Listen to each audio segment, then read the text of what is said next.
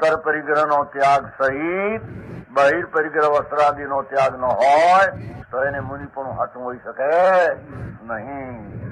સમજાણું કાંઈ? વસ્ત્રાદિ સહિત હોવા છતાં પોતાને જીન લિંગ ધારક માને. જીન લિંગ એટલે મુનિપણું, કાં સાવક ઉત્કૃષ્ટ સાવકપણું, કાં સાવિકા અર્જિકા પણ એવા જીન લિંગ ધારક માને. એમ જીન લિંગ 3 છે, પણ આવા સ્વભાવના ભાન વિના વસ્ત્રાદિ સહિત હોવા છતાં જીન લિંગ ધારક અમે જીનના લિંગને ધરનારા છીએ. એ કુગુરુ છે. જીનમાં વસ્ત્રાદિ સહિત હોવા છતાં પોતાને જીન લિંગ ધારક માને.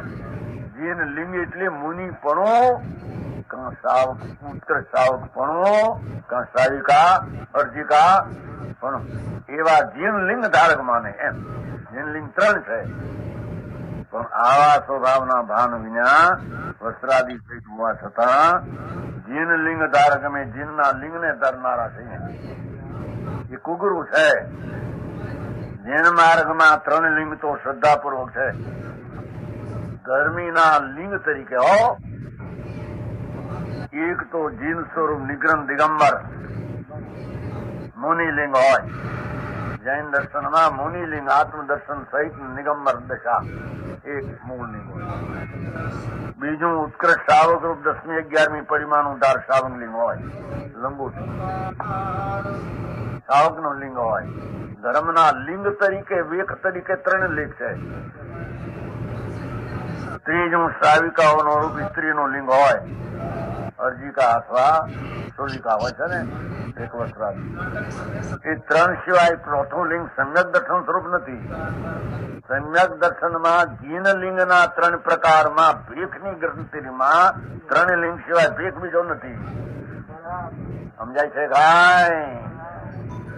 માટે 3 લિંગ વિજ્ઞાન લિંગને જે માને, અન્ય લિંગમાં જે આવું મુનિપણું કે અર્જિકાપણું કે આદિ માને એને જન્મની શ્રદ્ધા નથી. મિથ્યા દ્રષ્ટિ છે. ઘણી વાર દર્શન પાવડ 18મી ગાથામાં માટે જે કુલિંગના ધારક છે, મિથ્યાતાદિ અંતરંગ પરિગ્રહ વાળા છે, વસ્ત્રાદિ બહિરંગ પરિગ્રહ સહિત છે અને પોતાની મુનિ માને છે. સમજાણું કાંઈ? મુનિને શાસ્ત્રમાં આવા લેખ છે. આ લોકોમાં સાધુ ઓરવા જાય 10 પાત્ર આપે, કોઈ 10 ધાબળી આપે તો લઈ લેવા. 10 ધાબળી, 10 પાત્રા, 10 રજોડા, 10 ગોઠા. એવો ભગવતી સૂત્રમાં લેખ છે. કોણ જાણે શું લખ્યું છે ને શું કર્યું છે, કઈ ખબર. એને શું કર્યું દો પણ આરામ મોટો આટલો ઉપાડીને મજૂર જેવો લાગે એ તો. 10 ધાબળા કે 10 પાત્રા અને ભગવાનને નામે ચડાવી દીધું. ભગવતી સૂત્ર ભગવાને કહ્યું છે. લ્યો, મોટું હારામ હારું કહેવાય. જયારે વાંચે તો એક રૂપિયો મૂકે ને બધા હોય છે કે નહીં? તમારે જ ક્યાં હતું એવું પૈસા પૈસા કરશો? કેવા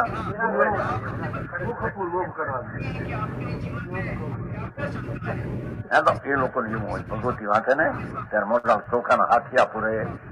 ચંદ્રભાઈ જોયું છે કે નહીં? હા, એમાં આ લખાણ છે. જયારે એક ફરી વાંચ્યું કીધું આ શું કરે છે?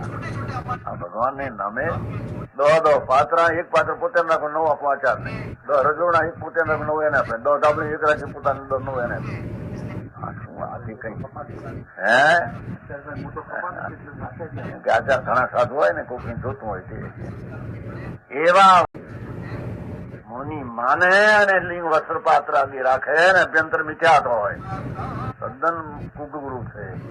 એને માનવાથી ગ્રહિત મિથ્યાતની પોષણ થાય. પૂછો ભાઈ,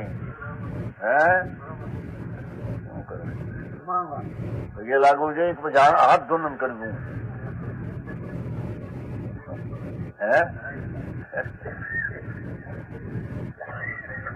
હાથ ધોનન ભાઈ હાલે છે ને, છાપવામાં આવે છે. કાલ કે પ્રમદી નો લેવાનું. આ દિલ્હીમાં સોગાન પછી બધા રાષ્ટ્રપતિ અને ઇન્દિરાએ હાથ ધોનન કીધું, પકડીને હાથ ધોનન વળી કીધું, આ ભરે નવી ભાઈ લાગશે હાથ ધોના પકડીને ભારે જાઓ તમે વડાપ્રધાન એમ આઈ. હવે ગુરુને ન માને કરે, ગુરુ આવ્યો હોય તને કરવું હું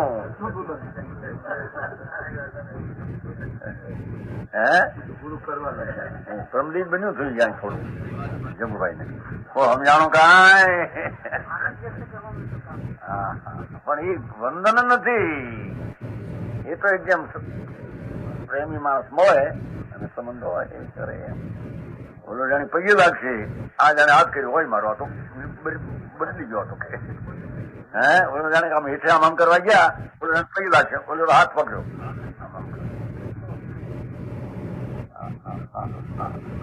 જે છે બાયમાં પરિગ્રહ વસ્ત્ર પાત્ર રાખે, અભ્યંતર પોતે મિથ્યા રાગાદીને સેવે, એવાઓને ગુરુ માનવા એ અમારા તરણ તારણ છે, એ સાધુ છે એમ માનવા એને મિથ્યા દર્શન ગ્રહિત નું અગ્રહિત મિથ્યાત ઉપર મોટું પાપ લાગે. સમજાણું કાંઈ?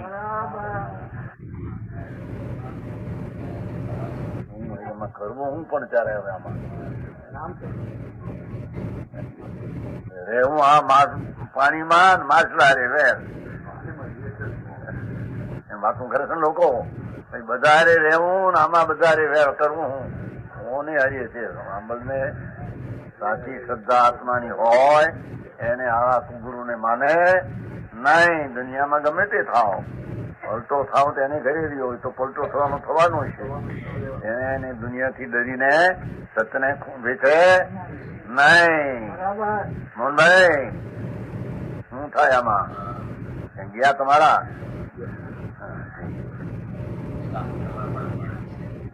શું કીધું સમજાણો?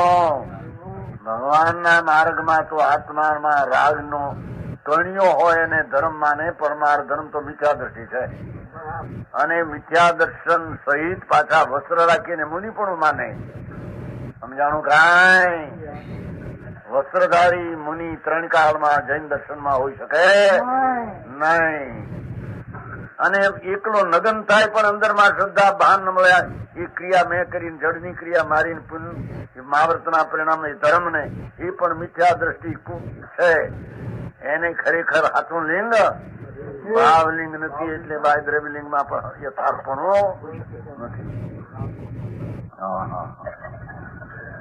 જેવી રીતે પથ્થરની નાવ પોતે ડૂબે છે તેમાં બેસનારા પણ ડૂબે છે, એ રીતે કુગુરુ પણ પોતે સંસાર સમુદ્રમાં ડૂબે છે. અને તેને વંદન સેવા, એને વંદન કરનારા, એને સેવા કરનારા, ભક્તિ કરનારાઓ પણ અનંત સંસારમાં ડૂબે. અર્થાત કુગુરુની શ્રદ્ધા, ભક્તિ, પૂજા આ એનો વિનય. આટલું બહુ પણ મારી દુનિયાથી એકલ ફોકલ થઈ જાય. કોઈ યારી મેળ નહીં, કોઈ યારી મોતાવડું નહીં, એમ માનું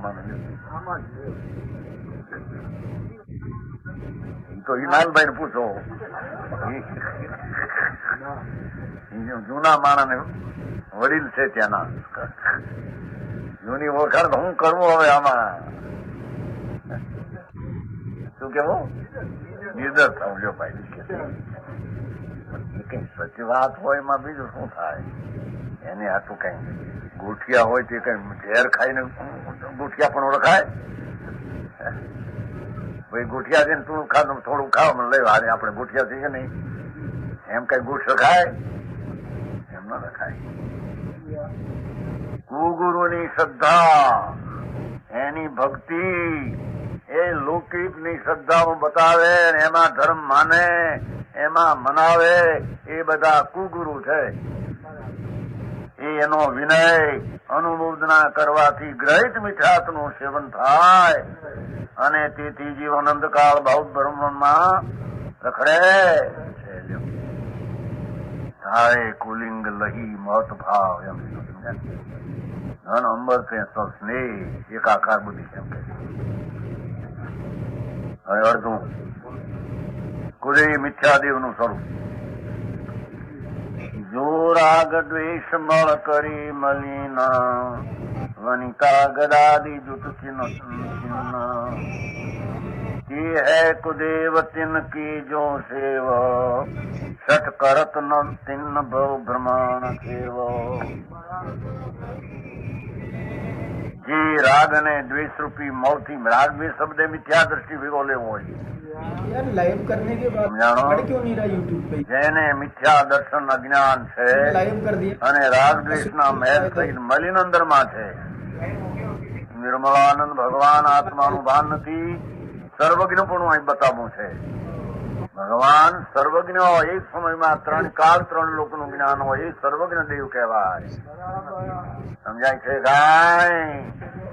એક સમયમાં 3 કાળ 3 લોકનું જ્ઞાન ને નિર્મળતા એટલે વિતરાગતા. એવા વિતરાગ વિજ્ઞાન ઘન સર્વજ્ઞ પરમેશ્વર તે દેવ કહેવાય. એ સિવાય કોઈ દેવ માને બીજાને રાગ દ્વેષ સહિત અલ્પ જ્ઞાન રાગ દ્વેષ સહિત વિચાર એને દેવ માને વિચાર સમજાણું કાંઈ? अपने पास सही कभी भी रिकॉर्ड बना नहीं है. वनिता स्त्री गदादी जूट गदा ये तो अपने पास है ही सही. સ્ત્રી ખોળામાં બેઠી હોય, હાથમાં ગદા હોય, હાથમાં માળા હોય. આટલું સમજાય છે? ગદાદી જો બીજી રીતેનો ઓળખાય તે કુદેવ ખોટા દેવ છે. એ હાચા દેવ चलो ठीक है. હાચા દેવ તો સર્વ વિતરાગ એની જીવ ધ્વનિમાં એકલી વિતરાગતા ચલતી હોય. સમજાય છે ભાઈ? 3 લોકના નાથ સર્વજ્ઞ પરમેશ્વર એક સમયમાં 3 કાળનું જ્ઞાન છે. એવા જ્ઞાનના ધરનાર અને તેની સાથે વિતરાગતા અને પરમાનંદની દશા એવા દેવ સિવાય બીજાને રાગદ્વેષ મલિનવાળા અને મિથ્યા દર્શન સહિત એને દેવ માનવા બહારમાં સ્ત્રીને વનિકા ઇત્યાદિ એને કુદેવ ખોટા દેવ છે. એ કુદેવની સઠ મૂળખ એમાં છે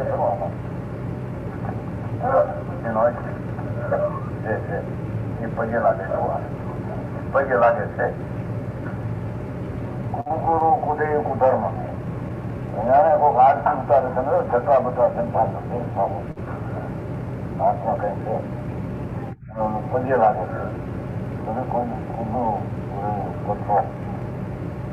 કુશાસ્ત્ર ત્રણેય મૂક્યા છો કુતરફ એના પર કુશાસ્ત્ર છે. કુશાસ્ત્ર છે ને એમ પુસ્તક છે ને પુસ્તક પથરો દેખો છો ઓલો ગુરુ છે ખોટો બધા પગે લાગે મંત્ર જોયા એવા કુગુરુ કુદેવ કુધર્મ જો છોકરો ત્યાં પગે લાગે છે. સમજાણું કાંઈ? સવારમાં એવા પથરા જેને દેવ નથી, જેના દેવનું ભાન નથી, એવા કુદેવની પ્રતિમા કરે ને માને એ પણ મિથ્યા દેવને સેવનારા. સમજાણું કાંઈ? જાણે કે પથ્થર હોય ત્યારે ભગવાનની મૂર્તિ છે ને, પથ્થર છે. બીજી વાત છે સર્વજ્ઞ પરમેશ્વર વિતરાગ પ્રભુ છે. જેના વિરહ હોય છે ત્યારે સ્થાપના તરીકે ધર્મીને એવી ભક્તિ સુભાવ વંદન વિનય આવ્યા વિના રહે નહીં. એને સ્થાપના નિક્ષેપ તરીકે જાણે. જીન નહીં પણ જીન સરીખી પ્રતિમાને જાણે જીન નથી, પોતે વિતરાગ નથી. નિક્ષેપમાં વિતરાગની આકૃતિ દેખીને સ્મરણમાં આવે છે કે આવા સર્વજ્ઞ હોય. થઈ ગયેલું આખી દુનિયા ગમે તે ફેરફાર થતી હશે એના જ્ઞાનમાં વિતરાગતામાં કઈ ફેર એવું સ્મરણ માટે એવી ભગવાનની પ્રતિમા સમ્યક દ્રષ્ટિ પણ એને માને પૂજે. શુભ ભાવ છે, એ શુભ ભાવ છે. એને મિથ્યાપ છે નહીં. સમજાણું કાંઈ? તમે બીજાના પથ્થરને આમ કહો તો આ પથ્થર પણ એ પથ્થરની આકૃતિ વિતરાગ આકૃતિ ફેર છે આખી વાતનો. સમજાણું કાંઈ? અહીં લગાવે કે જો અજીવ ને જીવ માને તો મિથ્યા, આજીવ છે ને જીવ તમે માનો છે એમ કે મારા એ ભાઈ હબનું સાંભળેલું તો હોય કે નહીં? કેમ ભગવાનભાઈ? ભાઈ એ નથી, એ તો અજીવને અજીવ જ માને છે, સ્થાપના નિક્ષેપ છે માને છે. એ કે જીવ માનતા એમાં કેવળી સર્વજ્ઞ પરમેશ્વર સાક્ષાત એમ નથી. એમાં સમજાણું કાંઈ? ફક્ત એની પ્રતિકૃતિ આવા સર્વજ્ઞ વિતરાગ પરમેશ્વર એના વિરહે સ્ત્રી મરી જાય તો એના વિરહી સ્ત્રીના ફોટા રાખે છે કે નહીં ઘરમાં? હે તમારે પોરબંદર નહીં અપાત્ર પાએ બોલો કોણ જમનાદાસ? હા, એની હું જૂની બાઈ મરી ગઈ હતી, અંદર ઘર જોવા ગયા હતા, ત્યાં મોટો ફોટો ઢાંકેલો હતો. બોલો આ હું અહીં હા તાને કોઈ કહેવાય નહીં કે મારી બહિરા ગુજરી ગયા તેનો પર પ્રેમ એટલે મોટો ફોટો હવે આમ લુગડું ઢાંકેલો અપાત્રા પાસે જોડી જમનાદાસ કહેવાય. હા હું પ્રેમ તમને બાયડીનો છે ને મરી ગયા તેનું વાર રાખે ને ભગવાન ઉપર પ્રેમ હોય ને ભગવાનના ફોટાને વંદન ને કરે. ભગવાનનો ફોટો મનાય નહીં કે અચેતન કહેવાય. અચેતન કોણ ના પાડે છે? પણ ચેતન કોને કહ્યું એને? સ્થાપના નિક્ષેપ વિતરાગની મૂર્તિ છે, સર્વજ્ઞ પરમેશ્વરની પ્રતિકૃતિ સામે છે. એને સમ્યક દ્રષ્ટિ બહુમાન વિનય ભક્તિથી પૂજા કરે એનું નામ શુભ ભાવ છે. ધર્મ પરમાર્થ ધર્મ નથી, કેમ તે મિથ્યા દર્શન નથી. એને માને સમજાણું કાંઈ? અરે ગડબડ. વંદન કરે છે છોકરો હવારમાં નમી અને અહીં દેવની ઉના કર્યા ઘોડાના જેવા મોટા જોયું ને કુદેવ માં લખ્યું છે ને વનિતા ગદાદી જુચ્યના સિંહ ફૂલની માળા હરણ્યા જેવા મોટા ને મોટા એવા દેવને દેવ માનવા એ મિથ્યાત છે. એ દેવ સાચા છે નહીં. સમજાણું?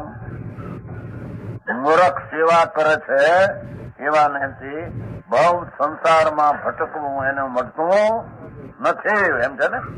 એને ચાર ગતિમાં રખડવું મળતું. સર્વજ્ઞ પરમેશ્વર ત્રિલોકનાથ વિતરાગ જેની શ્રદ્ધામાં સર્વજ્ઞ પરમાત્મા રમતા હોય, એક સમયમાં 3 ગામ 3 કાળ 3 લોકનું જ્ઞાન એવા પરમેશ્વર જેના જ્ઞાનમાં બિરાજતા હોય, સંકિતિના જ્ઞાનમાં પરમાત્મા બિરાજે છે.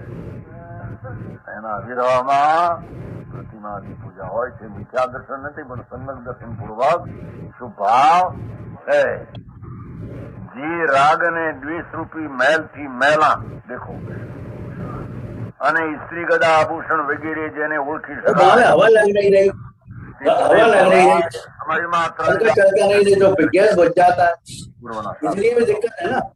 સુદેવ એટલે હરિહન પરમેશ્વર.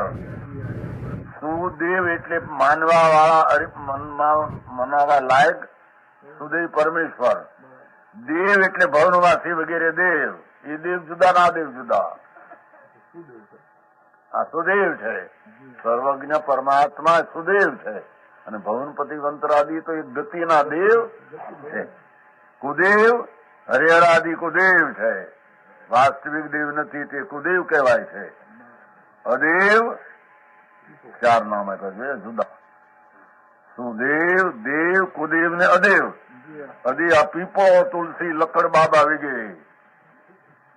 લકડ બાબા અહીં તો હિન્દુસ્તાનમાં છે, આપણે છે કઈ આ પીપળાને પાન નાખીને નથી કરતા. પીપળાને ફેરા ફરે. આ મૂંડ જેની બાયુ બહુ જાય ત્યાં પીપળાને પાણી નાખીને મૂંડ થાય દીકરા થાય છે. તુલસીને પાણી નાખીને આમે દેવ કહેવાય. એ તો વનસ્પતિ એકંદરી છે. લકડ બાબા કઈ હશે અથવા ઓલા લાકડાના ઘડેલા અથવા ઓલા પાણીયારા ઉપર નથી મૂકતા કપાસિયાની આંખોને છાણના કાકા બળિયા એના ઉપર કાકા બળિયા મૂકે છે. એને માને દેવ. હવારમાં પગે લાગે મૂંડ છે કે છે. એવા દેવને માનનારા સમજાણો. જે કોઈ સરાગી દેવી અથવા દેવ છે તેને વંદન પૂજન ને યોગ નથી. ભાગ્ય લાગે રેહુમાન ઉર્ધન હોય શું કેવાય ના કુલદેવ કુલદેવી બધી મૂંડતા છે કે છે. આચા દેવની એને ખબર નહીં. પરમેશ્વર સર્વ વિતરાગ સિવાય સમ્યક દ્રષ્ટિ કોઈને માને નહીં. સમજાણું કાંઈ? 10 ગાથા થઈ. અજ્ઞાની આવા કુદેવીની સેવા પૂજા ભક્તિને વિનય કરે છે તે આ સંસારનો અંત કરી શકતા નથી. કેમ કે એનો અંત નથી. જેને માને એને સંસારનો અંત નથી ને એને અનુમોદે છે કે આને મિથ્યાત્વનું પાપ લાગે એટલે કે તેને અનંતકાળ સુધી ભવભ્રમણ ભટતું. 11 કુધર્મ અને ગ્રહિત મિથ્યા દર્શનનું સંક્ષિપ્ત લક્ષણ. કુધર્મ અને ગ્રહિત મિથ્યા દર્શનનું 2 વાત. રાગાદિ ભાવ હિંસા સમેતો દર્વિત ત્રસ થાવર મરણ ખેતો જે ક્રિયા તેને જાનહુ કુધર્મ તીન સર્ધે જીવ લહે અશર્મ या कुं ग्रहित मिथ्यात्व जानो अब सुन ग्रहित जो है अज्ञान. ગ્રહિત મિથ્યાત્વ મેં ક્યાં ઉધી છે? શું કે છે? રાગ દ્વેષ વગેરે ભાવ હિંસા સમેત અને ત્રસ્તાવરની ઘાતની હિંસા એ દ્રવ હિંસા કરે. રાગ દ્વેષ સહિત બહારની ત્રસ હિંસા એ સહિતની ક્રિયાઓ તેને મિથ્યા ધર્મ જાણવો. જોવા જરી ગડબડ ન થાય. એક જેમાં એકલો રાગદ્વેષ થાય છે અને 12 એકલા ત્રસ ને થાવર જીવોની હિંસા થાય છે એને ધર્મ માનવો એ મિથ્યાત છે. ભગવાનની પૂજામાં તો એક શુભ રાગ છે અને એમાં પણ એકંદરી પ્રાણીની અમુક સાધારણ હિંસા હોય સાવધ લિસ્ટ તો પુણ્ય ઘણું હોય છે. એમ આચારનું વચન છે.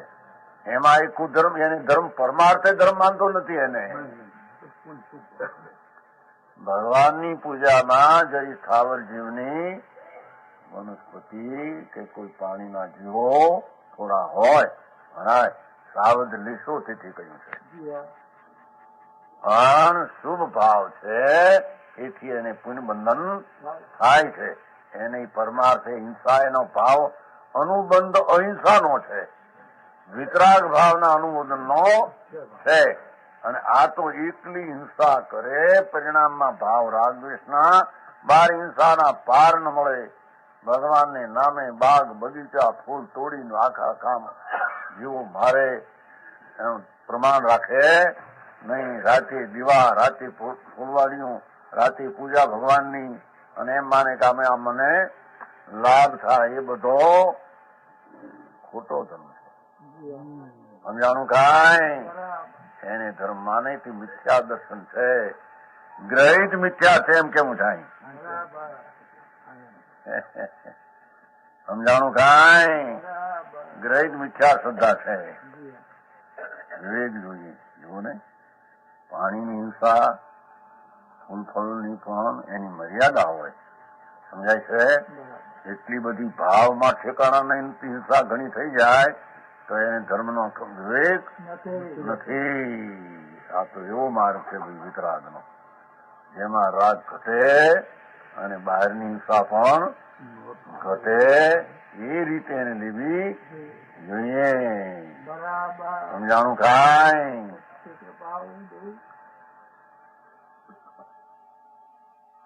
તે ક્રિયા તેને જાણું કુધર્મ એવી જે દ્રવિંસા અને ભાવિંસા સહિત છે ને તે ક્રિયાને મિથ્યા ધર્મ જાણવો.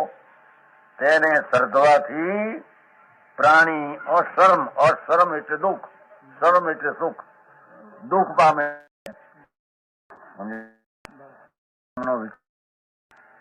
પરિણામ શું થાય ખબર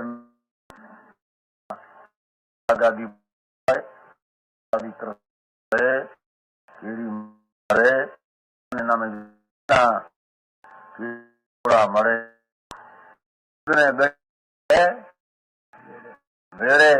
કેટલા જીવાત મરે એનો વિચાર ન કરે ને એકલી હિંસા થાય એવા કુધર્મ ને માને તો મિથ્યા શ્રદ્ધા છે એમ કે છે.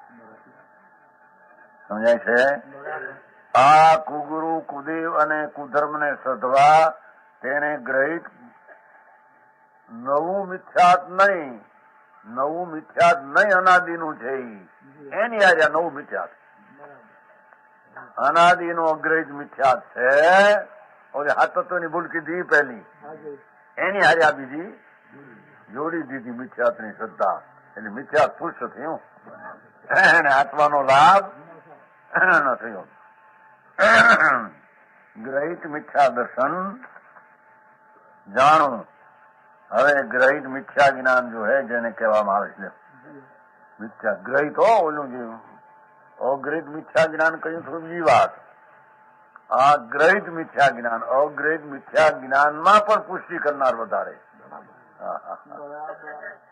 સમજાણું કાંઈ? તેનું વર્ણન સાંભળો. જે ધર્મમાં મિથ્યાત અને રાગાદિરૂપ ભાવિંસા ત્રસ્થાવર જીવોના ઘાતરૂપ દ્રવિંસાનું ધર્મ માનવામાં આવે એને કુધર્મ કહેવામાં આવે છે. જે પ્રાણી આ કુધર્મની શ્રદ્ધા કરે છે દુઃખ પામે છે. આ ખોટા ગુરુ દેવ અને ધર્મની શ્રદ્ધા કરવી તેને ગ્રહિત મિથ્યા દર્શન કહે છે. તેને ખોટા ગુરુ દેવ કોણ છે એની પરીક્ષા કરવી જોઈએ. પરીક્ષા કર્યા વિના માને એ વિતરાગ માર્ગમાં ધર્મ કહેવાતો એ પરોપદેશ વગેરે બાહ્ય કાળના આશ્રયથી ગ્રહણ કરવામાં આવે છે.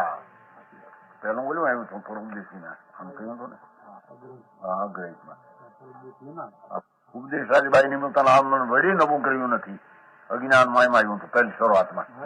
અહીં પરોપદેશ વિધિ પરોપદેશથી વાંચવાથી સાંભળવાથી જોવાથી કહેવાથી ગ્રહણ કરવામાં આવ્યું છે. તેથી તેને ગ્રહિત મિથ્યા દર્શન કહેવાય. હવે ગ્રહિત મિથ્યા જ્ઞાનનું વર્ણન કરશે. સમજાણું? 13મી કથા ને 12 થઈ ને 12 થઈ 12 સુધી ગ્રહિત મિથ્યા દર્શન અગ્રહિત ને પુષ્ટિ આપનારની વાત કરી. હવે અગ્રહિત જ્ઞાન ને પુષ્ટિ આપનાર મિથ્યા જ્ઞાન એની વાત કરશે.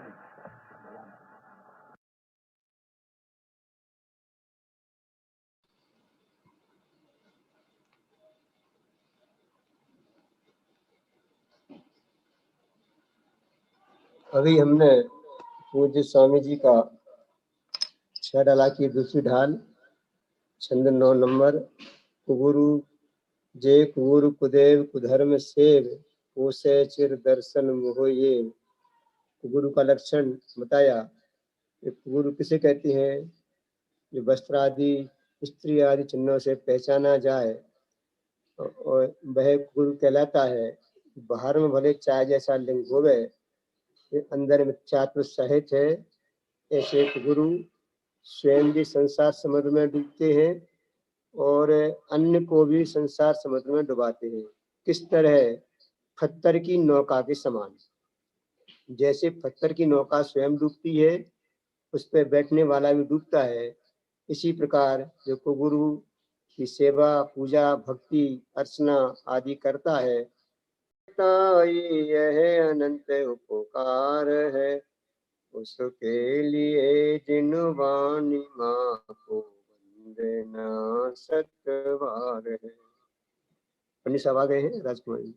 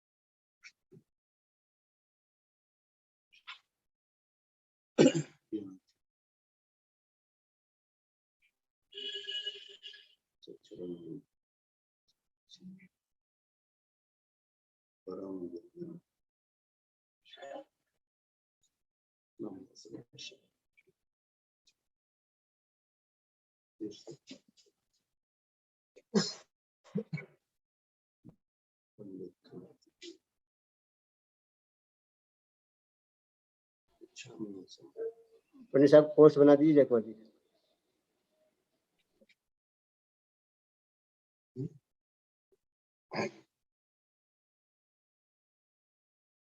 ये अपना ग्रंथादि समय सार चल रहा है। निर्जरा अधिकार के अंत में आचार्य देव ने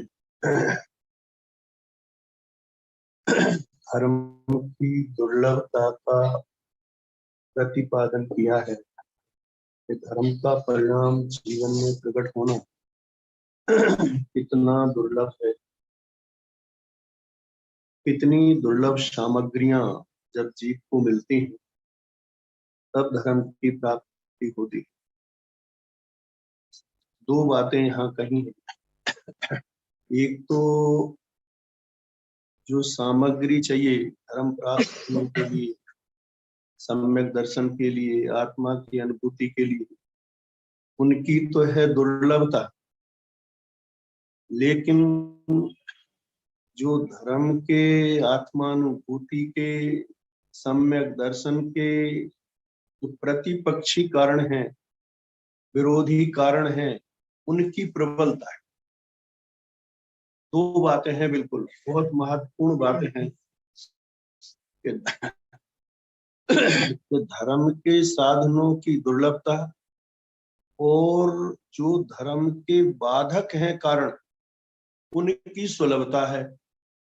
और सुलभता ही नहीं है, प्रबलता है, जोर है उनका। साधक कारणों की दुर्लभता है और बाधक कारणों का जोर है।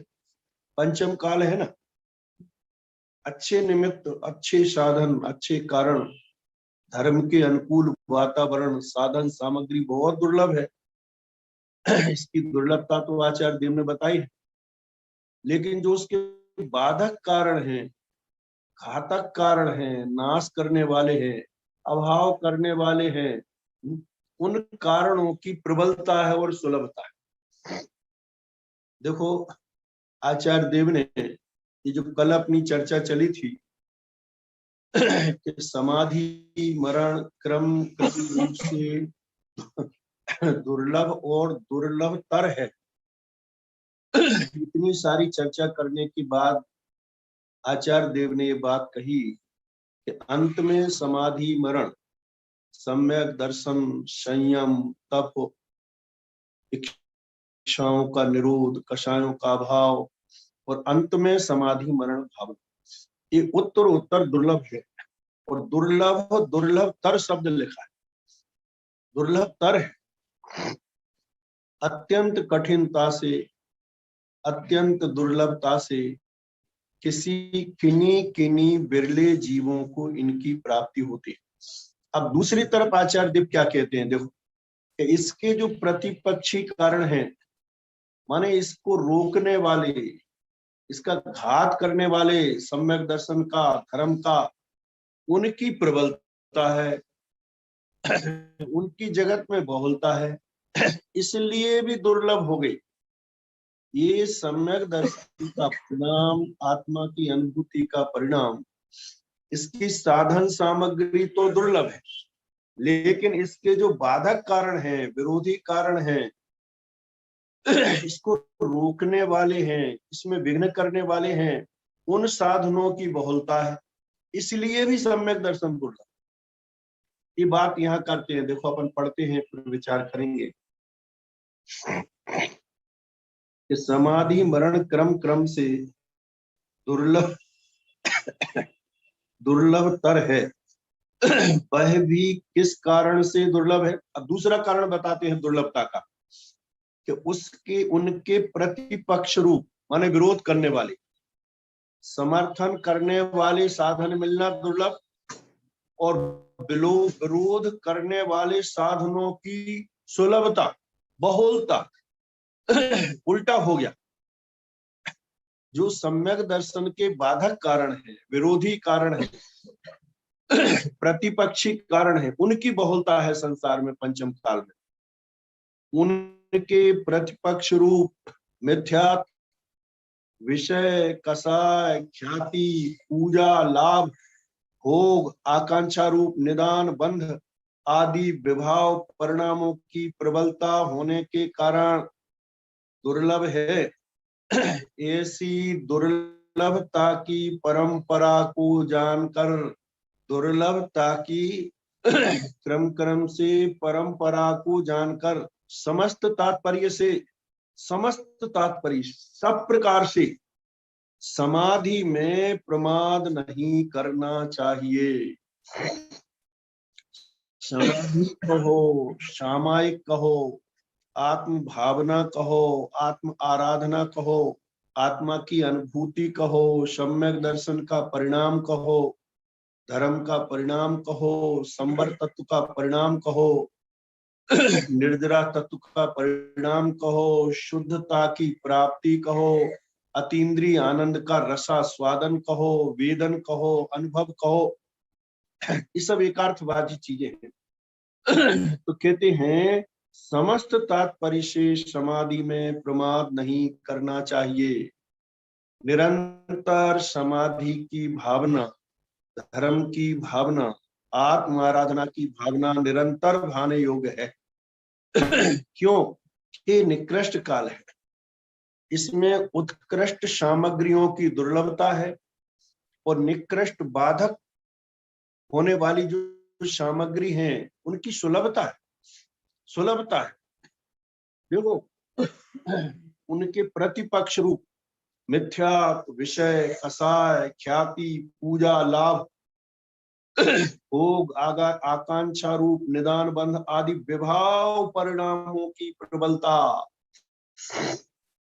विभाव परिणामों की प्रबलता और स्वभाव परिणामों की दुर्लभता, सारी सुलभता और विभव दुर्लभता अंदर में ही, विभाव परिणामों की प्रबलता है जीव, मिथ्यात्व की प्रबलता है। सबसे बड़ा जीव का घातक, दुश्मन कहो, बैरी कहो, विराधक कहो, बाधक कहो, सबसे बड़ी बाधा आत्महित में, सम्यक दर्शन में, आत्मा की अनुभूति में मिथ्यात्व का परिणाम है। सो मिथ्यात्व की बहुलता है। मिथ्यात्व की बहुलता के तीन कारण समझ लेना। जो मिथ्यात्व के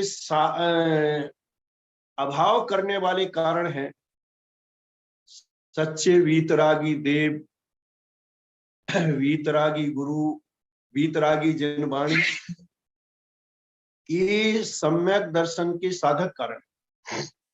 और इनसे विपरीत जो मिथ्यात्व का पोषण करने वाले हैं, कुदेवादि की बहुलता, कुगुरु की बहुलता माने मिथ्या उपदेश देने वालों की बहुलता, कुधर्म की बहुलता माने मिथ्या तत्व की बात को मिथ्या निरूपण करने वाले, इनकी बहुलता, इनकी बहुलता होने के कारण भी धर्म दुर्लभ हो गया है। माने मिथ्यात्व का पोषण करने वाली जो साधन सामग्री है वो सुलभ है और उसकी बहुलता है, और सम्यक दर्शन की साधन सामग्री है वो दुर्लभ है और उसकी अल्पता है। सच्चे वीतरागी देव जो अपनी आत्मानुभूति के साधक हैं, उनकी अल्पता है, उनके मानने वालों की अल्पता है। सच्चे देव की आराधना करने वाले कम हैं और इस जगत में खुदेवादी की आराधना करने वाले बहुत हैं। एक के आगे लाख खड़े हैं। सच्चे वीतरागी देव की आराधना करने वाला एक मिलेगा तो खुदेवादी की आराधना करने वाले लाख मिले, लाख नहीं लाखों, एक के पीछे लाखों हैं। शुगुरु एक मिलेंगे तो कुगुरुओं की लाइन लग रही इस जगत में।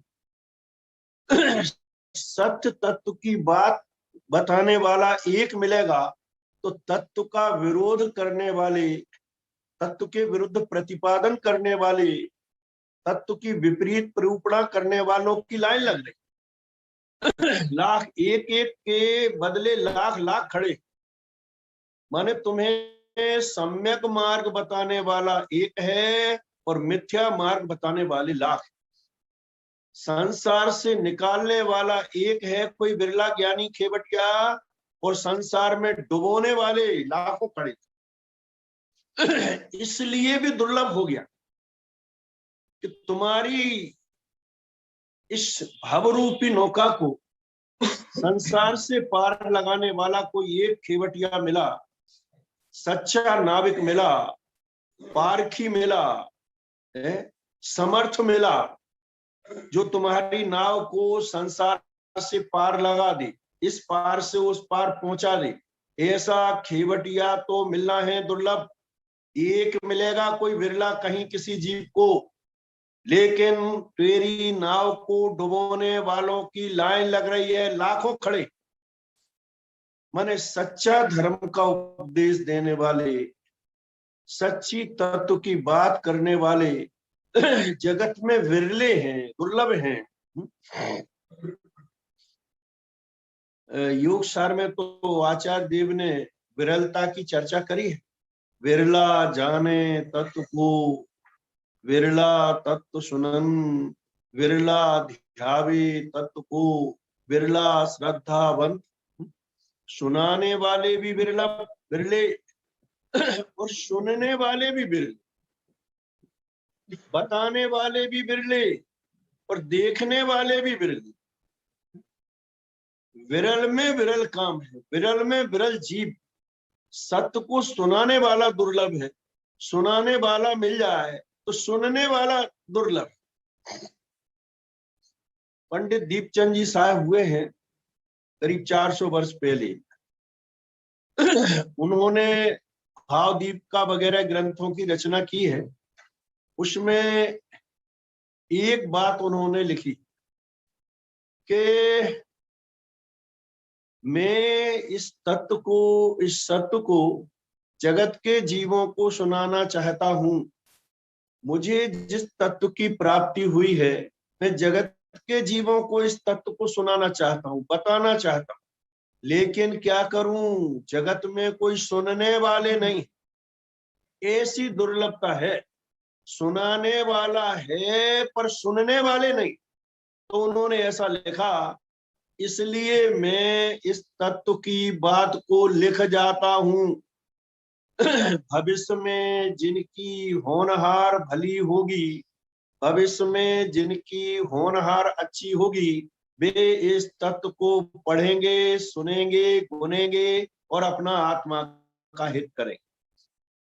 ये तो बहुत बढ़िया काल, कोई सुकाल जैसा पका है कि गुरुदेव जैसे महापुरुष का इस कलिकाल में जन्म हुआ है। समझ ले, ये कोई महान सुकाल इस काल में पका है। और इस काल में जिन जीवों का जन्म हुआ है वे भाग्यशाली हैं। खाली जन्म होने से भाग्यशाली नहीं है, लेकिन वह गुरुदेव की वाणी, वह गुरुदेव का तत्व। लोग कहते हैं साहब गुरुदेव का तत्व क्यों कहते हो, गुरुदेव की वाणी क्यों कहते हो? अरे ये तो जिनवाणी की बात है। अरे जिनवाणी की बातें तो हैं, जिनवाणी तो 2000 वर्ष से विराजमान है, पर उस जिनवाणी के रहस्य को, जिनवाणी के मर्म को कोई यथार्थ खोलने वाला था कहाँ? था कहाँ? जिनवाणी तो है पर उसका मर्म खोलने वाला नहीं। कौन अभी 150 वर्ष 100-200 वर्ष पहले देखो, कौन इस समय सार को घर घर का जन जन का विषय बनाने वाला कौन पैदा हुआ है? किसने इतनी तत्व की, अध्यात्म की, आत्महित की, सम्यक दर्शन की, सत्य की, जिनवाणी की इतनी प्रभावना करने वाला? अभी कोई 100-200 साल में, 400 साल में अभी कोई इतना प्रभावना करने वाला तो कोई दिखता नहीं। तो महाभाग्य से कोई महापुरुष पैदा हुआ जिसने अपना हित किया, सत्य तत्व का निर्णय किया, पहचान करी, अनुभव किया और फिर सारे जगत को परोसा। देखो, अपना हित करने वाले जीव तो जगत में फिर भी बहुत मिल जाएंगे,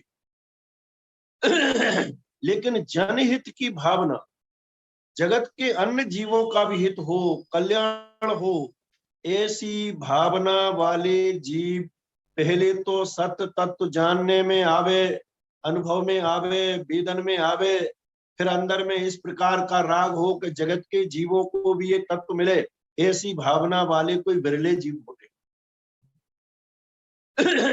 इसलिए महाभाग से अपन को सत्य और तत्व की बात बताने वाला मिल गया। उनका माल नहीं है, उनकी वाणी नहीं है। वाणी तो माल तो सर्वज्ञ परमात्मा का है। गुरुदेव स्वयं बार बार कहते थे, भाई आचार्यों ने, विद्वानों ने तो आड़तिया बनकर इस माल को हमारे पास तक पहुंचाया। जैसे व्यापार में आड़तिया होता है, वो एक जगह के माल को दूसरी जगह पहुंचाता। ऐसे आचार्य, कुंद आचार्य, अमृतचंद्र आचार्य, जितने भी आचार्य हुए हैं, जिन्होंने ग्रंथों की रचना की है, इन्होंने आड़तिया जैसा बन के और जगत के जीवों की पर कृपा करके और इस माल को हमारे पास तक पहुंचाया। इसलिए उन सब ज्ञानी पुरुषों का उपकार है। तो यहाँ ये कह रहे हैं कि तत्व की प्राप्ति, धर्म की प्राप्ति दुर्लभ नहीं, दुर्लभतर है। क्यों? कि सम्यक दर्शन की बात बताने वाला एक है, कोई ज्ञानी, और मिथ्यात्व का पोषण करने वाले अनेक हैं। कदम कदम पे मिथ्यात्व की दुकानें लगी हैं, कदम कदम पे दुकानें लगी। मिथ्या माल के विक्रेता बहुत हैं, नकली माल के विक्रेता बहुत हैं जगत में। उनकी बहुलता है, और उनकी बहुलता होने से ये असल तत्व की बात दुर्लभ हो गई। तत्व तो तत्व है, चाहे वह एक जीव के पास रहे, चाहे वह अनेक जीवों के पास रहे, चाहे उसको जानने वाला लाखों हो, चाहे उसके जानने वाले सैकड़ों हो, चाहे उसका जानने वाला एक हो और एक भी ना हो, तो भी तत्व तो तत्व रहने वाला है, धर्म तो धर्म रहने वाला है, वस्तु का स्वभाव तो वस्तु का स्वभाव रहने वाला है। और वस्तु का स्वभाव उसके मानने वाले कितने हैं उसकी अपेक्षा नहीं रखता। अग्नि को उष्ण मानने वाले जगत में कितने हैं, अग्नि मानने वालों की अपेक्षा नहीं रखती। वस्तु का स्वभाव मानने वालों की अपेक्षा नहीं रखता, जानने वालों की अपेक्षा नहीं रखता, उसकी प्रशंसा करने वालों की अपेक्षा नहीं रखता।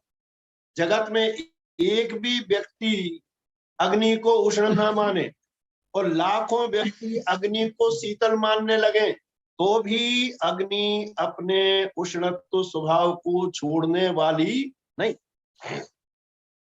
वस्तु के स्वभाव को किसी के समर्थन की जरूरत नहीं, वो तो जो उसका समर्थन करता है उसका कल्याण हो जाता है, और जो उसका विरोध करता है वो संसार सागर में डूब जाता है। समर्थन करने से कोई वस्तु के स्वरूप में परिवर्तन हो जाता होगा। आत्मा को बहुत लोग जानेंगे तो आत्मा में कुछ चेंजिंग हो जाएगी, कुछ नहीं होने वाला है।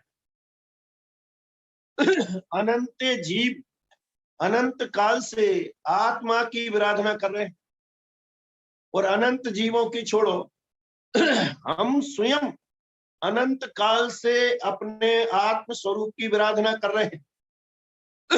लेकिन आराधना करने से जगत ने आत्मा की आराधना करी, अरे हमारे आत्मा की आराधना करी, और हमने अपने आत्मा की आराधना करी है अनंत काल से। लेकिन आराधना करने से हमारा जो चैतन्य तत्व है, हमारा जो ज्ञायक स्वभाव है, ध्रुव स्वभाव है, भगवत स्वभाव है, अनंत गुण रूप स्वभाव है, चैतन्य स्वभाव है, जानन स्वभाव है, सिद्ध स्वभाव है, वो स्वभाव में रंच मात्र भी परिवर्तन नहीं हुआ।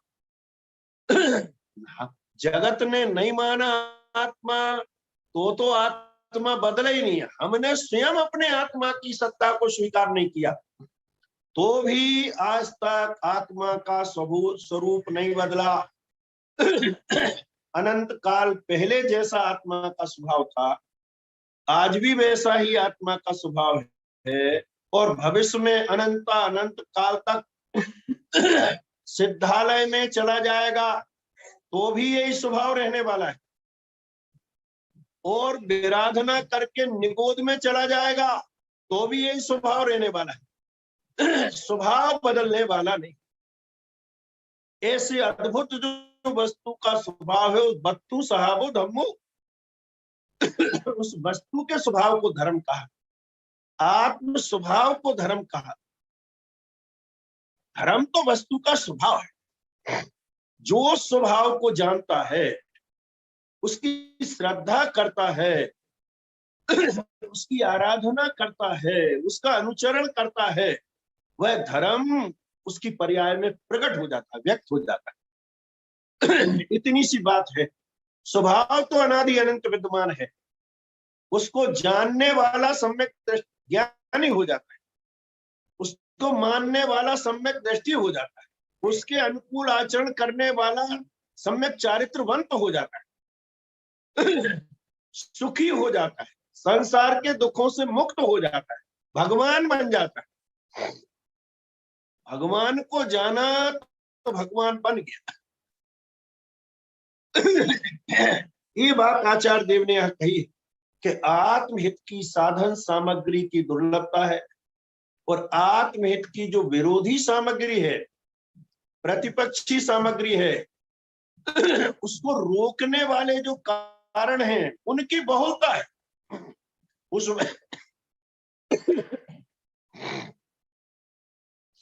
उसमें पहला कारण लिखा है मिथ्यात्व।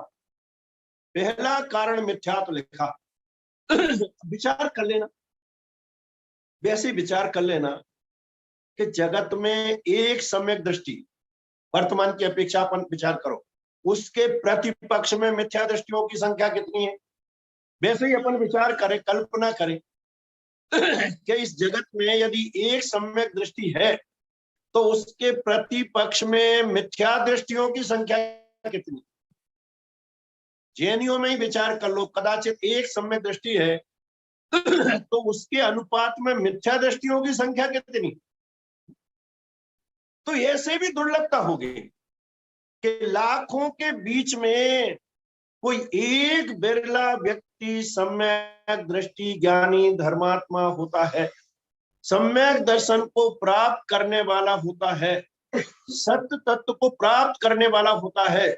बाकी विरोध करने वाले तो हमेशा बहुलता में रहने वाले हैं इस संसार में।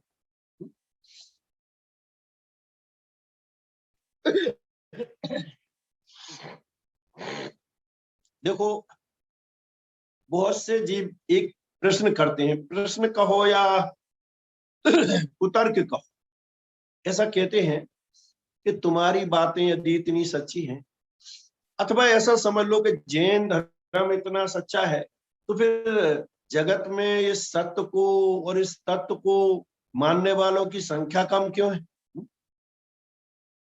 सत्य है तो इसके मानने वाले बहुत होना चाहिए। लेकिन भाई ऐसा ही है,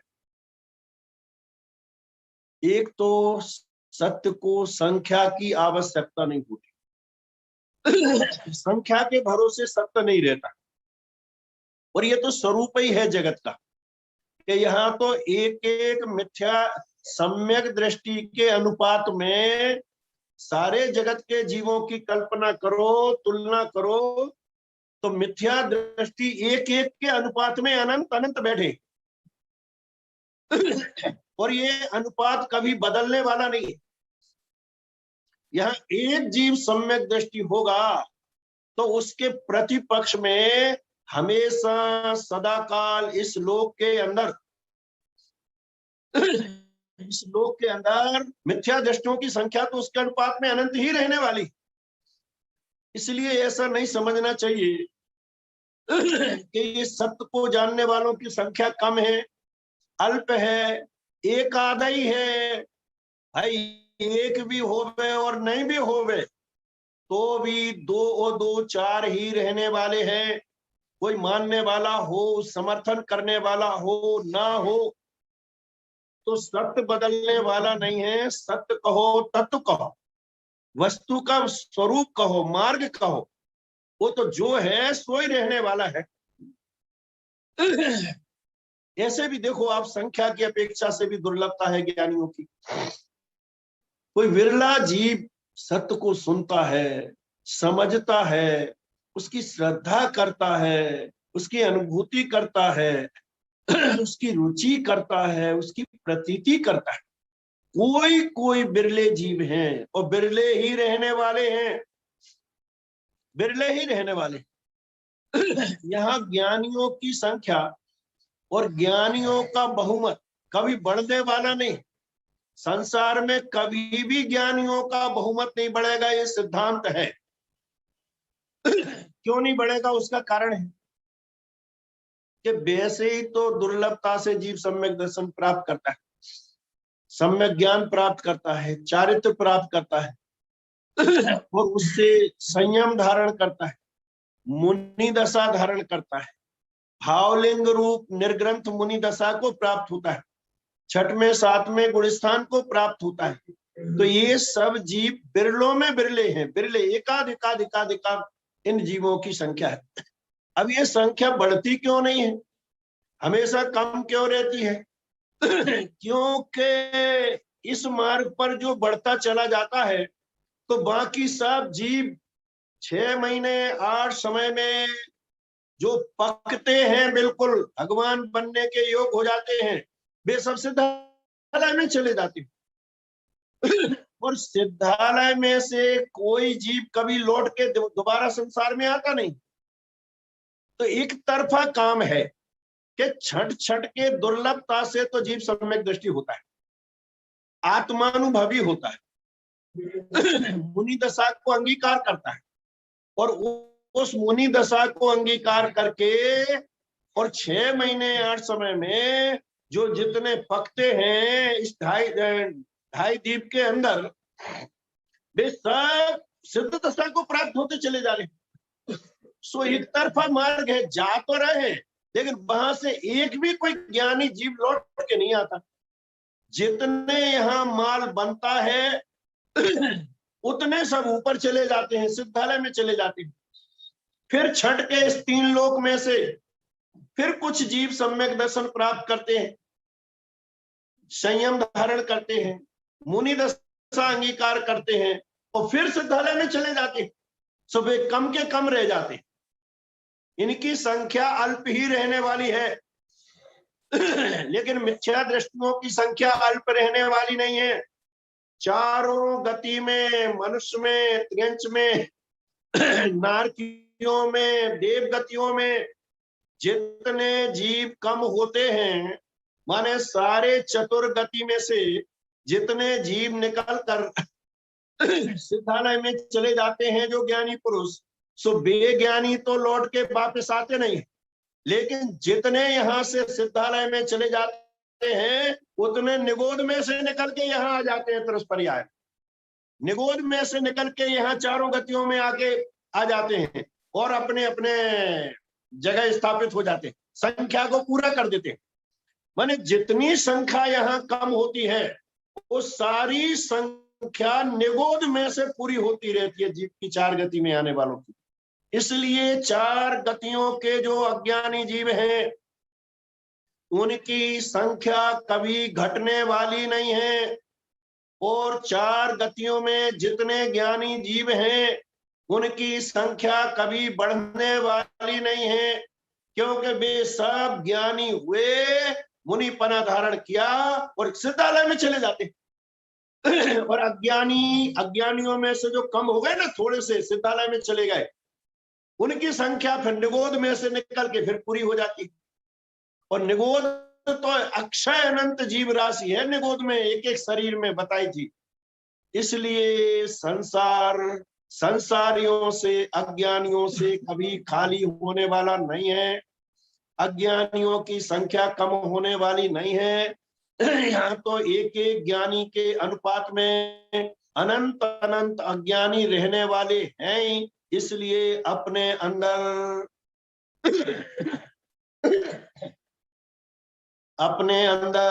कभी ऐसी शंका भी उत्पन्न नहीं करना कि भाई ये आत्मा की बातें, धर्म की बातें, जैन धर्म की बातें, ये तत्व की बातें यदि सच्ची है, अच्छी है, भगवान बनाने वाली हैं और इतनी बढ़िया है, तो इनके मानने वालों की संख्या अधिक क्यों नहीं है? इनके मानने वालों की संख्या अधिक होने वाली है भी नहीं। चिंतामणि रत्न बहुत बढ़िया होता है? लेकिन वो चिंतामणि रत्न सबको मिलने वाला नहीं है। ऐसे सम्यक दर्शन ये भी महा अनमोल रत्न है।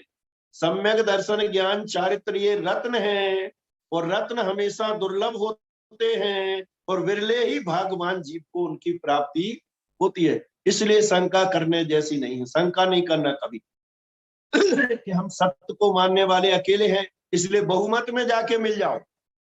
बहुत से लोग ऐसा सोचते हैं कि अरे अकेले हम ही तो हैं आत्मार्थी, हम ही स्वाध्यायी हैं, अकेले हम ही तत्व की बात करते हैं, और तो देखो ये सब कोई तत्व की बात करने वाला है ही नहीं, इधर हम ही अकेले। अरे ऐसा अकेले की चिंता नहीं करना, अकेले की चिंता नहीं करना।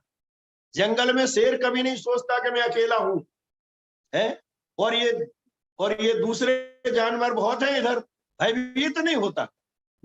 ऐसे सम्यक दृष्टि ज्ञानी पुरुष तीन लोक में अकेला हो तो भी निशंक और निर्भय होता है। अंश मात्र भी उसे शंका नहीं होती कि मैं अकेला सम्यक दृष्टि आत्मानुभवी ज्ञानी आत्म स्वरूप को जानने वाला, और तो मुझे कुछ इस आत्मा को जानने वाले दिखाई नहीं देते। मैं किसी को सुनाता हूं तो कोई सुनने वाला नहीं है इस तत्व की बात को। तो भी ज्ञानियों को कभी सत्य में, वस्तु के स्वरूप में और इस मोक्ष मार्ग में कभी स्वप्न में भी शंका नहीं होती और शिथिलता भी नहीं होती। वो अपना काम करता है और चला जाता है। तो भाई संसार तो ऐसे ही चलने वाला है। जो यहाँ आते हैं, अपना काम करते हैं और चले जाते हैं। फिर कोई विरले जीव आते हैं, अपना काम करते हैं और चले जाते हैं, यही नहीं ठहरते। और ये जो अज्ञानी है, मिथ्या दृष्टि है, पापी जीव है जगत में, ये कहाँ जाएंगे? इन्हें ऊपर तो कहीं जाना, ये यही मंडराते रहते चार गति में। इसलिए इनकी संख्या में कभी कोई कमी आने वाली नहीं। और खजाना है अकूट, खजाना निगोद, वहां से निकल निकल कर चले आ रहे हैं अज्ञानी, वहां भी ठसाठस भरे पड़े। इसलिए देखो यहाँ ये मरम की बात कही मैंने, थोड़ा विस्तार किया कि सम्यक दर्शन और आत्मानुभूति की दुर्लभता क्यों? क्योंकि यहाँ लोक में, संसार में मिथ्या दृष्टि और मिथ्यात्व की बहुलता है। विपरीत बात कहने वाले बहुत हैं, सत्य का विरोध करने वाले बहुत हैं, अज्ञानी बहुत हैं, पापी जीव बहुत हैं, धर्म की निंदा करने वाले बहुत हैं, धर्म के विराधक जीव बहुत हैं। देखो भाई ये आचार्य देव कह रहे हैं मिथ्यात्व की बहुलता है, मिथ्या दृष्टियों की बहुलता है, मिथ्या धर्म की बहुलता है, मिथ्या देवों की बहुलता है, मिथ्या गुरुओं की बहुलता है। क्या करा जाए बोलो? अरे अपन भाग्यशाली हैं कि इतनी दुर्लभता के बीच में, इतनी सब विघ्न बाधाओं के बीच में हमें वीतरागी देव मिले। अरे अपने भाग्य की सराहना करना, प्रशंसा करना, गर्व करना अपने भाग्य पर, अपने सौभाग्य पर, कि इतनी सब बाधक सामग्री होने के बाद भी हमें तीन लोक के नाथ वीतराग सर्वज्ञ परमात्मा मिले, हमें निर्ग्रंथ वीतरागी संत मिले, कुंद कुंद आचार्य देव मिले, उनकी वाणी मिली, समय सार जैसे ग्रंथ मिले, ग्रंथ का भाव खोलने वाले ज्ञानी मिले, और हमने सुन भी लिया, समझ भी लिया, और हमने निर्णय भी कर लिया कि ये ही सत्य है, ये ही तत्व है, और यही काम जीवन में करने जैसा है, दूसरा काम करने जैसा नहीं। देखो भाई अपना लोटा भरने का समय है। तो दुनिया की चिंता करेगा तो स्वयं पैसा मर जाएगा। कोई तेरी शुद्ध करने वाला नहीं है। धर्म का मार्ग ऐसा है, ऐसा नहीं है यहाँ कि पिताजी कमा के रख जाए तो हम खा लेंगे उसको, पिताजी की कमाई हम खा लें, ऐसा संसार में तो चल सकता है, कदाचित पुण्य का योग हो तो, लेकिन धर्म के मार्ग में बिल्कुल नहीं चलता कि पिताजी सम्यक दृष्टि हो, आत्मानुभवी हो, तो पिताजी थे इसलिए उसका कुछ हिस्सा अपन को मिल जाएगा। ऐसा रंच मात्र भी ऐसा स्वरूप नहीं। ये बिल्कुल पर्सनल काम है, बिल्कुल पर्सनल काम। जीव सुख को, दुख को, सम्यक दर्शन को, धर्म को, अधर्म को बिल्कुल व्यक्तिगत कार्य है। पिताजी धर्म करेंगे तो बेटा को धर्म हो जाएगा कि बिल्कुल नहीं होने वाला, और पिताजी धर्म की विराधना करेंगे तो बेटा भी विराधना करे, ऐसा बिल्कुल नहीं होने वाला। सब जीवों के परिणाम अपने अपने अधीन हैं, और अपने परिणामों को संभालने की, सुधारने की जिम्मेवारी हमारी स्वयं की है। कोई अपन सोचे कि भैया घर में हमारा ये बेटा ऐसा है, पिताजी ऐसे हैं, पत्नी ऐसी है, अड़ोसी पड़ोसी बड़े बेकार है हमारे, इसलिए क्या करें, 24 घंटे हमारे परिणाम खराब रहते हैं। लेकिन भाई ध्यान रखना, सारी दुनिया विपरीत हो और प्रतिकूल हो तो भी अपने परिणामों की जिम्मेवारी बिल्कुल अपनी है। चाहे तुम जगत के पदार्थों को निमित्त बनाकर अपने परिणामों को बिगाड़ लो, और चाहे उन निमित्तों से अपनी दृष्टि को हटाकर अपने स्वभाव की आराधना करके अपने परिणामों को संवार लो। बिगाड़ना और संवारना, बिगाड़ना और सुधारना ये बिल्कुल पर्सनल काम है, इसमें कोई हमें रत्ती भर सहयोग करने वाला नहीं। गुरु भी तुम्हें उपदेश देकर समझा सकते हैं, तुम्हारे परिणामों को सुधार नहीं सकते, हमारे परिणामों को सुधार नहीं सकते। सुधारना बिगाड़ना बिल्कुल हमारे हाथ में, इसलिए बिल्कुल अपने परिणामों के जिम्मेवार हम हैं। हम किसी पर दोषारोपण करें कि इसने हमको गालियां दी इसलिए हमें गुस्सा आ गया, कि नहीं, बिल्कुल नहीं। उसके गाली देने से हमें गुस्सा नहीं आया, हमें गुस्सा आया है तो उस क्रोध के पूरे अधिकारी हमें, अपने अशुभ परिणामों के अधिकारी हम हैं, अपने शुभ परिणामों के अधिकारी हम हैं, और अपने शुभ परिणामों के अधिकारी भी हम हैं। वास्तव में कोई ऐसी व्यवस्था नहीं है जो हमारे परिणामों को सुधार दे। जिम्मेवारी ले लेके हम तुम्हारे परिणामों को सुधारेंगे। सब अपना काम हमें स्वयं करना पड़ेगा, अपना हित हमें स्वयं करना पड़ेगा, अपना मार्ग हमें स्वयं चुनना पड़ेगा। हाँ, इतना है कि कदाचित प्रेरणा देने वाला जगत हो सकता है, देव हैं, शास्त्र है, गुरु है, जिनवाणी है, और भी साधर्मी हैं, बस ये सब प्रेरणा दे सकते हैं, परिणाम नहीं सुधार सकते। परिणाम तो हमें स्वयं सुधारना पड़ेगा। इसलिए बहुत जिम्मेवारी है, बहुत जिम्मेवारी है, हमें हमारे परिणामों की बहुत जिम्मेवारी है वास्तव में।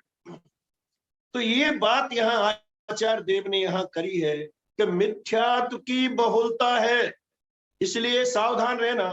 देखो, कदाचित ऐसी घोषणा हो रही हो नगर में, अरे वैसे ही वर्तमान काल में विचार करो, सरकार घोषणा कर रही है, माइकों से करवा रही है, भैया बहुत तेजी से कोरोना फैल रहा है, कोई अपने घर से बाहर ना निकले। तो हम अपने घर में बैठे हैं कि नहीं बैठे हैं? बाहर में यदि कोरोना वाले घूम रहे हैं तो हम अपने घर में बैठ जाते। ऐसे बाहर में यदि कसाई जीव हो, मिथ्या दृष्टि हो, तत्व का विपरीत उपदेश देने वाले हो, तो हम उनको हटाने नहीं जाना है, उनको नहीं बदलना है, हमें हमारा रास्ता बदलना है। अपने घर में आ जाओ, बस सबसे बढ़िया उपाय है, अपने निज घर में आ जाओ। अपनी जिनवाणी तो ये कहती है, भैया हम तो कब हूं ना निज घर आए, के आ जाओ ना निज घर में। ये सारी जिनवाणी निज घर में आने की ही प्रेरणा दे रही है बस। और जो अपने निज घर में आ गए उनके संसार के सारे दुख, सारी विपदाएं, सारी आपदाएं, सारी इन बवंडर जितना भी संसार में फैला हुआ है, ये सब अपने आप समाप्त हो जाने वाले हैं। केवल एक हमें निर्णय करके जिनवाणी के अभ्यास से अपने निज घर में आना है। अभी समय हो गया है, सब जीव ये धर्म की दुर्लभता जानकर, अपनी मनुष्य पर्याय की दुर्लभता जानकर, ज्ञानियों का समागम मिल जावे तो उसकी दुर्लभता जानकर, अपना उपयोग अभी अच्छा है। देखो उपयोग भी सदा काल अच्छा नहीं रहता, कभी विषय में, कभी कसाय में, कभी धंधे में, कभी व्यापार में, कहां कहां भागता है। यदि अंतर मुहूर्त के लिए उपयोग अपना बढ़िया हो, निर्मल हो, आत्म स्वरूप की आराधना में लगे, तत्व विचार में लगे, तो ये भी अपना महाभाग समझना।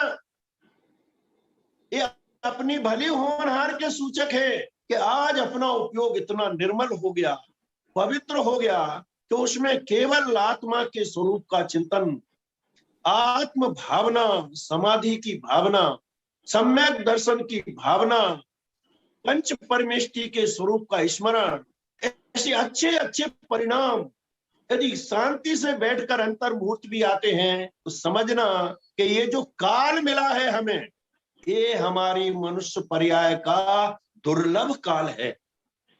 और जिस काल में उपयोग अच्छा हो, निर्मल हो, कषायों की मंदता हो, पवित्रता हो, परिणामों में अच्छी विचारों की धारा चलती हो, उस समय को खोना नहीं, उस समय को बिल्कुल सदुपयोग करके अपने आत्म स्वरूप के सन्मुख कर देना। यही वो समय होते हैं, यही वो समय होते हैं जिस समय जीव आत्मानुभूति का पुरुषार्थ कर सकता है। यही वो धन्य काल है जो हमें महाभाग्य से मिलता है। इस अच्छे समय का मिलना, अच्छे परिणामों का होना, ये सबसे दुर्लभ है जीवन में बस, क्योंकि सारा खेल तो परिणामों का है। और हमारे परिणाम किसी भी निमित्त से सही, देव के निमित्त से, गुरु के, जिनवाणी के, साधर्मी जनों के धर्म उपदेश से या स्वाध्याय से, चिंतन से, मंथन से हमारा उपयोग बढ़िया हो गया, निर्मल हो गया, पवित्र हो गया और आत्म आराधना और आत्म भावना में लग गया, तो समझना ये हमारे जीवन की सर्वोत्कृष्ट धन्य घड़ी है, धन्य पल है। इसी समय की आवश्यकता हमको थी, इसी पल की आवश्यकता थी हमको, इसी धन्य घड़ी की आवश्यकता थी। इसलिए ऐसा अवसर जीवन में मिला हो, परिणामों की पवित्रता होती हो तत्व निर्णय विचार करके, तो इस पल को व्यर्थ नहीं खोना, बल्कि उस समय को आत्मा की अनुभूति के लिए समर्पित कर देना। ऐसी मंगल भावना के साथ अभी की बात समाप्त करते हैं। अभी हमने भाई साहब के 2 पॉइंट मुख्य रूप से उस पर पूरे विस्तार सुना। सम्यक दर्शन की सामग्री की अति दुर्लभता और सम्यक दर्शन से दूर करने वाली सामग्री की सुलभता, प्रबलता, ये मात्र 2 पॉइंट के आधार से भाई साहब ने बहुत सुंदर इसका विवेचन किया। आज के मुख्य बिंदु बोलने के लिए मैं बुला रहा हूँ कुमारी कोपल जैन, इनका मैसेज आया है मेरे पास में। कुमारी कोपल जैन, इनको मैं अनम्यूट कर रहा हूँ।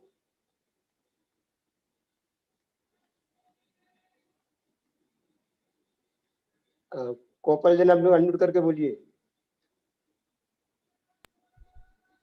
पंडित जी आवाज आ रही है? आ रही आ रही।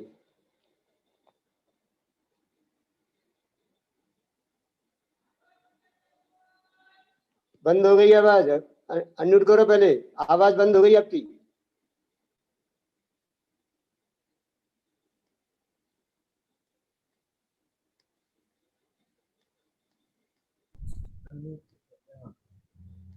आ रही आवाज पंडित जी? आ रही आ रही आ रही आ रही। हाँ, सभी को मेरा सादर जय जिनेन्द्र। पंडित जी ने आज जो हमको निर्जरा अधिकार के संदर्भ में समझाया कि सम्यक दर्शन की कैसे जो है दुर्लभता है। मतलब सबसे पहले तो हमको तत्व को सुनाने वाले जीव भी बहुत कम है। सबसे पहले सर्वज्ञ देव की सच्ची वाणी, उसको भी हमें जो गुरुओं ने बताया और जो जिनवाणी हमको मिली वह कितनी दुर्लभ है, और फिर हमको उस चीज की रुचि हुई कि कैसे हम उस चीज को समझें, उसको अनुभव में लाएं। तो ऐसे जो है सम्यक दर्शन की हमारे लिए बहुत दुर्लभता है कि हम कैसे जो है सच्चे तत्व को समझें। लेकिन जो मिथ्यात्व के कारण है, यानी कि जो कुदेव कुगुरु है और हमारी रुचि कई कई जो चीजें हैं उनमें चली जाती है, भटक जाती है, तो मिथ्यात्व के कारण तो अनेकों हैं, और मिथ्या मार्ग को बताने वाले भी बहुत हैं। मतलब भगवान के सुनने के लिए अगर हम किसी से कहेंगे कि आप चलो, तो वो भी नहीं सुनेगा ना, हमारी रुचि लगने देगा। पर अगर कहीं हमारा उपयोग भटकाना चाहते हैं वैसे कसाय में, तो उसको सुनाने वाले भी बहुत है, और हमारी रुचि भी, कहते हैं बुरी चीजों में मन जल्दी लग जाता है। और आगे भाव दीपिका जो ग्रंथ है उसमें उन्होंने कहा कि जैसे जो ये चीज मुझे प्राप्त हुई है वह मैं आपको बताता हूँ और लिखकर जाता हूँ कि जिनकी होनार बली होगी वही जीव जो है इसको सुनेंगे, इसको ग्रहण करेंगे और अपना जो है सिद्ध दशा को प्राप्त करेंगे। हम अपने आत्म स्वरूप को भूले हुए हैं, अनंत काल हो गया है हमको इस आत्म स्वरूप को भूले हुए। लेकिन ये अगर हम जिस क्षण इस आत्म स्वरूप को जाने तो यह हमें दुर्लभ नहीं होगा, हमें जरूर अनुभव में आएगा। भले ही चाहे वे हम निगोद में चले जाए, चाहे हम नरक गति में चले जाए, कहीं चले जाए, लेकिन एक बार हमको सम्यक दर्शन प्रकट हो गया तो फिर वह संस्कार इतने गहरे हो जाएंगे कि फिर कहीं जाकर भी हम जो है इसको भूलेंगे नहीं। कहते हैं बिरला ही जानता है तत्व को, बिरला ही उसको ग्रहण करता है। तो बिरला जो तत्व को जानने वाले हैं वे बिरले ही जीव होते हैं, उसको अनुभव करने वाले जीव भी उसको बहुत ही बिरले होते हैं। अगर हम देखें तो ढाई डीप के अंदर जितने भी सिद्ध बनते हैं फिर वह कभी भी वापस नहीं आते। ज्ञानियों की संख्या बढ़ती नहीं है, लेकिन जो संसारी जीव है उनकी संख्या तो हमेशा बढ़ती है। एक बार जो सिद्धालय में अपना कार्य कर कर चले गए वह तो कभी वापस नहीं आते हैं, लेकिन जहाँ पे जो निगोद से जीव निकलते हैं फिर वे वापस इधर संसार में आ जाते हैं। इस प्रकार से मतलब जो सम्यक दर्शन है वह भी दुर्लभ है, और इस संसार में रहना भी कोई दुर्लभ बात नहीं है, परंतु सम्यक दर्शन और सच्चे तत्व की बात को समझना वह बहुत ही दुर्लभ चीज है। रत्न अनमोल है, जो रत्नात्रय है, सम्यक दर्शन, सम्यक ज्ञान, सम्यक चार, ये वास्तव में जो तीन रत्न है यही अनमोल है, और ये किसी बिरले ही तत्व को मिलते हैं, हर किसी को नहीं मिलते। जो वास्तव में उत्तम पात्र है वही इस चीज को ग्रहण करता है। कितनी हम देख रहे हैं कि आज इतनी प्रतिकूल परिस्थिति होने के बाद भी जिन देव के हमको दर्शन नहीं मिल रहे हैं साक्षात, हम किसी से चर्चा नहीं कर पा रहे हैं, पर आज हमारा सौभाग्य है कि हमको जो जिनवाणी है सुलभ हो रही है, इसका हम अध्ययन कर पा रहे हैं, चिंतन कर पा रहे हैं। कोई हमको अभी आज रोग नहीं है, हम बैठे हुए हैं अपनी जो इंद्रियां वास्तव में अपने ज्ञान को उपयोग को इसमें लगा पा रहे हैं। ये कोई धर्म जो है हमको कुल से नहीं मिला है कि पिताजी ने धर्म किया तो मुझे मिल जाएगा धर्म, नहीं। अगर हम वास्तव में हमारी रुचि है तो जैसे पिताजी धंधा करते तो बेटा भी वही करे, नहीं, ऐसा नहीं है। इसमें जिसकी रुचि होगी, अगर हम स्वयं अपना कल्याण करना चाहते हैं तो ये हमारे लिए बहुत सुलभ है, हम इसको अभ्यास करके आगे बढ़ सकते हैं। निमित्तों से दृष्टि हटाकर हमें अपने परिणामों की संभाल करनी है कि कोई ऐसा निमित्त मिल गया है तो मैं ऐसा, मेरा परिणाम ऐसा बिगड़ गया, ये चीज हो गई है, नहीं, ऐसा नहीं है। हमको जो मिली है जिनवाणी उसको अगर हम बुद्धिपूर्वक स्वीकार करें, जो मुख्यता तो ये जो वाणी है वो सर्वज्ञ देव की है, पर परम उपकार है गुरुदेव श्री का, जिन्होंने हमको इस तत्व को बताया। आचार्यों के माध्यम से हमको ये सुंदर जिनवाणी मिली और हमको वास्तव में बता दिया कि तुम छह द्रव्यों में आकर तुम कौन से तत्व हो, यह बात तो केवल तुम्हारी है और तुम इसको स्वीकार करके अपना कल्याण करके भव का अभाव भी कर सकते हो। वास्तव में सर्व ओर से दृष्टि हटाकर कि मैं अपने निज घर कैसे आऊं, अपने परिणामों की संभाल हमारे ही हाथ में है। उपयोग कहीं भी जाता है, उपयोग कभी एक जैसा नहीं रहता, कभी हमारा उपयोग चिंतनों के विषय में जाता है, कभी टीवी देखना, कभी मोबाइल करना, कभी कुछ करना, कभी कुछ करना, लेकिन अगर एक बार उपयोग अपने आत्म सम्मुख हो गया तो फिर कभी नहीं हटता, और उत्तर हम उसको अपने ज्ञान तक अभ्यास से बढ़ा सकते हैं। यह सबसे दुर्लभ क्षण है हमारी मनुष्य पर्याय का, जब हम सर्व ओर से दृष्टि हटाकर केवल अपने आत्म सम्मुख होते हैं और जो जिनवाणी की बात है उसको अध्ययन मनन चिंतन करते हैं। तो वास्तव में हम भक्ति अवाप्ति वो निधि प्राप्त कर लेते हैं। और यही मेरा अंतिम बात अपनी कहकर खत्म करती हूँ कि जो अपने को दुर्लभ क्षण मिले हैं, इनका वास्तव में सच्चा उपाय यही है कि हम अपने पूरे जीवन को जिनवाणी के मार्ग में लगाएं और सिद्ध दशा को प्राप्त करें। सभी को जय जय। बहुत सुंदर पाठशाला भी जीवन जाती है और पूरा नवीन कंगन सारा परिवार धर्म से जुड़ा हुआ है। सभी जब प्रकट होते हैं पूरा परिवार बराबर निर्माणी का श्रवण करता है। ऐसे बहुत बधाई। बेटी भी बहुत अच्छा बोली, सार कंप्लीट बताया। बहुत बहुत बधाई बेटा, धन्यवाद। और जो आज का विशेष कार्यक्रम है वो चलेगा। आरती का विशेष कार्यक्रम आज है जैसी करनी वैसी करनी। उसके पहले आदरणीय पंडित जी नीलेश भाई शाह बॉम्बे का बहुत गजब का प्रवचन है तत्व ज्ञान तरंगनी के आधार से। जैसी करनी वैसी भरनी 8 बजे से 9:15 बजे तक और 9:15 बजे से 10 बजे तक प्रोग्राम में जैसी करनी वैसी भरनी। वो कार्यक्रम भी अपने गुना की बेटी राजी जन कराने वाली संचालन वो करेगी और एकांश मंगलारती वो साथ में वो रहेंगे। इसलिए आप देखना ना भूलें। बहुत सुंदर तरीके से वो कार्यक्रम भी रात को आयोजित किया गया है। और आज दोपहर को ठीक 3 बजे से 4 बजे तक समय सार के जो हमने प्रश्न निकाले थे 100 पूर्व रंग के, उसका ऑनलाइन परीक्षा है। 3 बजे राइट 1 मिनट पहले आपके पास में लिंक पहुंच जाएगी। आपको लिंक डिटेल भर करके 4 ऑप्शन आएंगे। एक ऑप्शन को आप टिक करना है। 20 क्वेश्चन है, प्रत्येक क्वेश्चन 5 नंबर का है। इस प्रकार से आपको, चूंकि पेपर तो 5-7 मिनट में हो जाएगा, लेकिन आपको पूरा 1 घंटा दिया गया है। 4 बजे ठीक लिंक बंद हो जाएगी। समय का विशेष ध्यान रखें।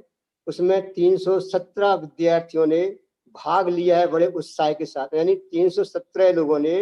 राजकुमार ऐसा मैं कहना चाहूंगा कि समय सार के पहले पूर्ण अधिकार के 38 गाथाओं के 100 प्रश्न उत्तर तैयार किए हैं। ये बहुत बड़ी प्रसन्नता की बात है।